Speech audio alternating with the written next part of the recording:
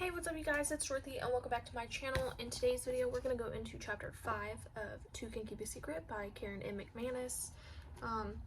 Things are getting good in this book so far, so let's keep on reading to find out what's going to happen next. This video may contain sensitive topics and foul language. If you do not wish to continue, please click off the video now.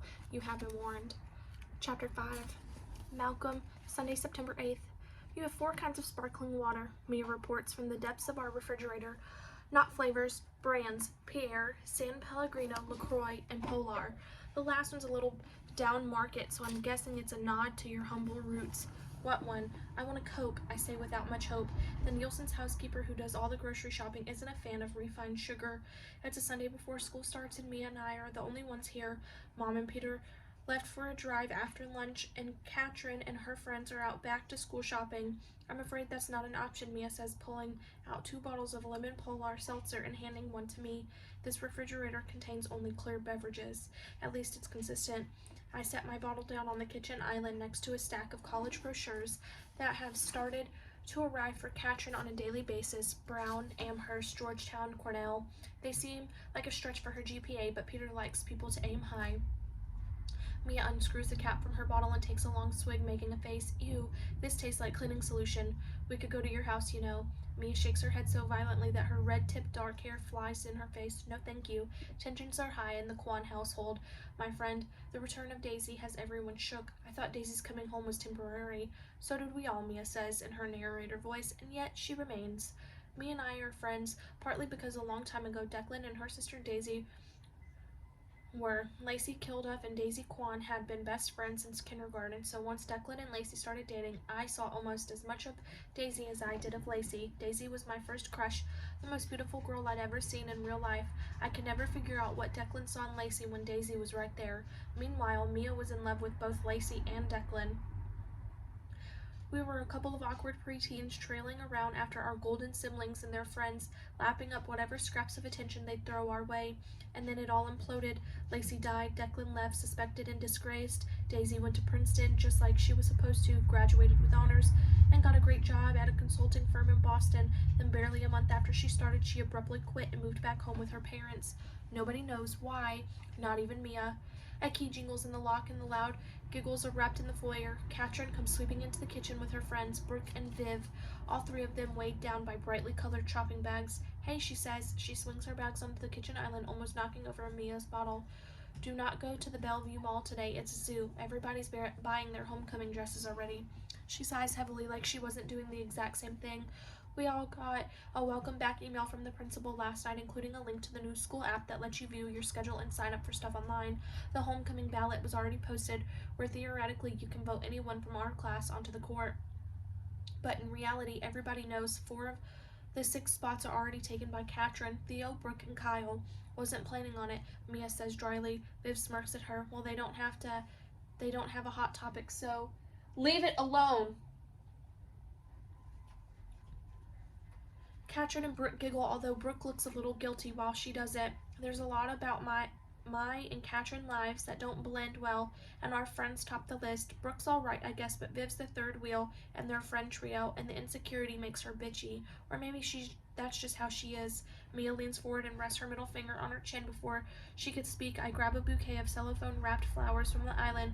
We should go before it starts raining, I say, or hailing. Katrin waggles her brows at the flowers. Who are those for?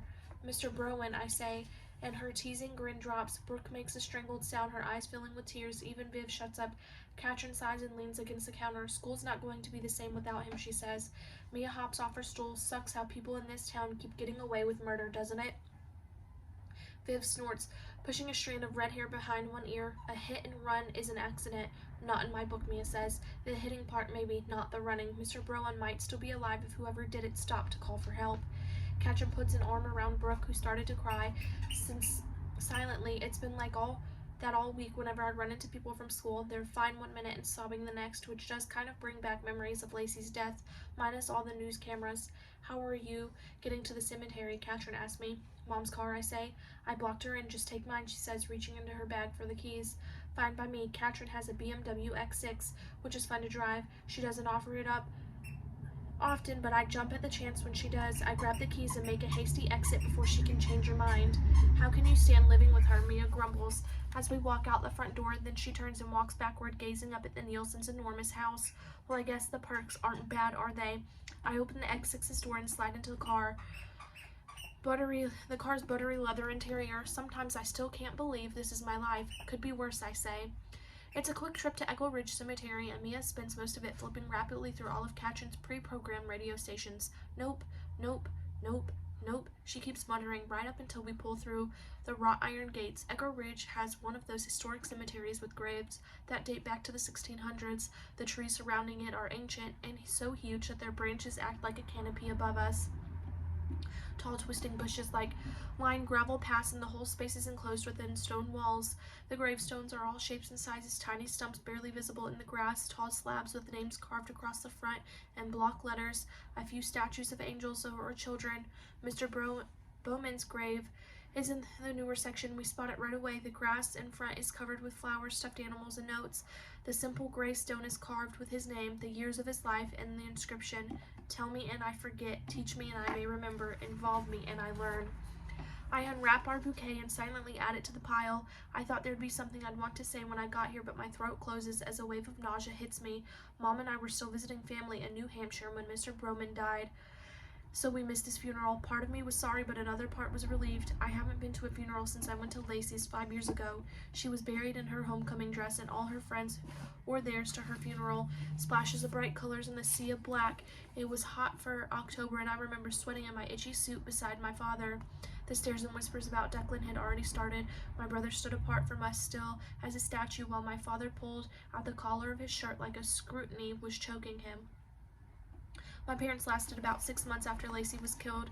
Things weren't great before then. On the surface, their arguments were always about money, utility bills, and car repairs, and the second job Mom thought Dad should get when they cut his hours at the warehouse. But really, it was about the fact that at some point over the years, they stopped liking one another. They never yelled, just walked around so much simmering resentment that it spread through the entire house like poisonous gas.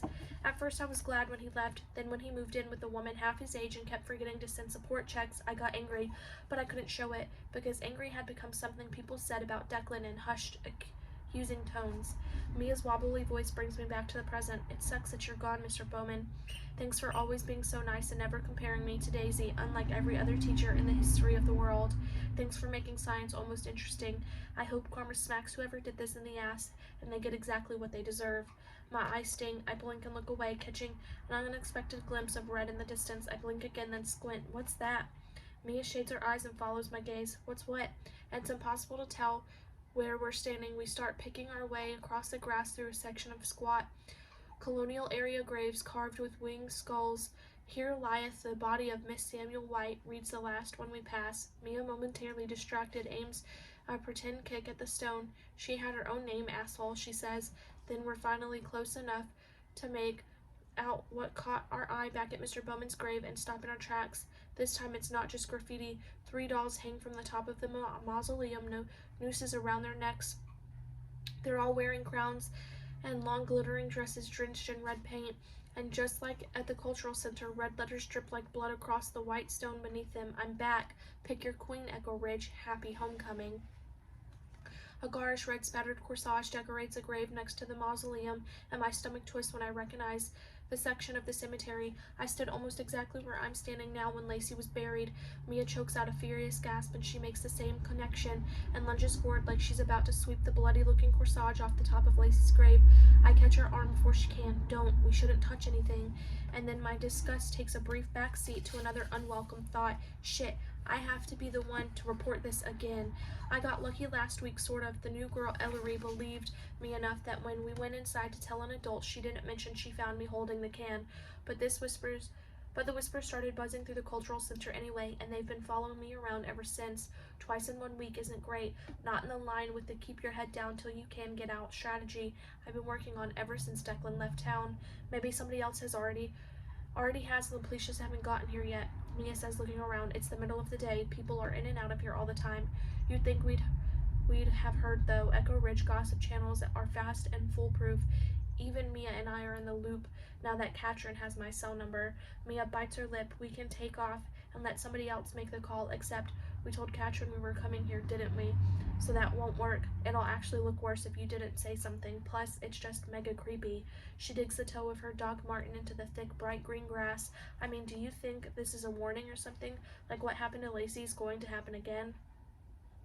Seems like the impression they're going for. I keep my voice casual while my brain spins trying to make sense of what's in front of us.